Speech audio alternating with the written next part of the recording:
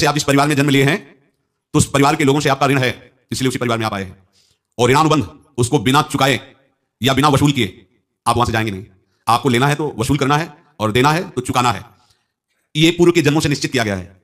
जैसे किसी के यहां पुत्र हुआ, जन्म से ही पैसा खर्चा शुरू हुआ, बड़ा हुआ तो उद्दंडता के द्वारा मार पूरे परिवार को क्लेश पर क्लेश देता चला जा रहा है। ये तुम्हारे कर्म का फल है। या ऐसे आप जिस परिवार में जन्म लिए हैं तो उस परिवार के लोगों से आपका ऋण है, इसलिए उसी परिवार में आप आए हैं। और ऋणानुबंध उसको बिना चुकाए या बिना वसूल किए आप वहां से जाएंगे नहीं।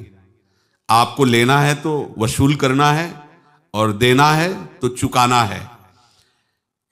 यह पूर्व के जन्मों से निश्चित किया गया है। जैसे किसी के यहां पुत्र हुआ, जन्म से ही पैसा खर्चा शुरू हुआ, बड़ा हुआ तो उद्दंडता के द्वारा मार पूरे परिवार को क्लेश पर क्लेश देता चला जा रहा है। ये तुम्हारे कर्म का फल है।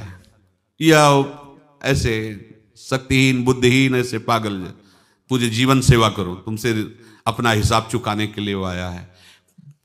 अब परिवार के जो सदस्य जुड़े आके, मतलब पत्नी आते ही पूरी हृदय में आनंद, परिवार में आनंद और जीवन भर वो आनंद ही सुख देने के लिए उसका जन्म हुआ। वो अपना ऋणानुबंध मुक्त, और आते ही भयंकर क्लेश खड़ा कर दिया, बीच में दीवाल और झगड़ा वैसा, फिर अतरे दिन मारपीट शुरू, कलह अशांति, पूरा जीवन नरक हिसाब करने आए।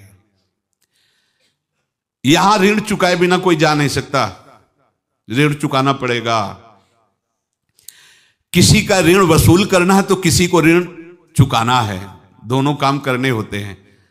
अनेक जन्मों में अनेक लोगों के साथ हमने जो बर्ताव किए हैं, अच्छे या बुरे, वो होंगे। अब किसी आदमी को हम जानते नहीं, अचानक मिला, अचानक टक्कर लगा और मार पीट गाली गुप्ता सब कर दिया, चुपचाप सह लो। क्यों? ये आपका हिसाब है, पूर्व का हिसाब। हमारा उससे कोई द्वेष नहीं, कोई संकल्प नहीं। अचानक घटना घटी और हमसे द्वेष करने लगा, हमें पीटने लगा, हमें गालियां दे, ये हिसाब है, चुपचाप सह जाओ। अपने घर का भाई ही भारी दुश्मन बन गया और क्लेश, हिसाब है। एक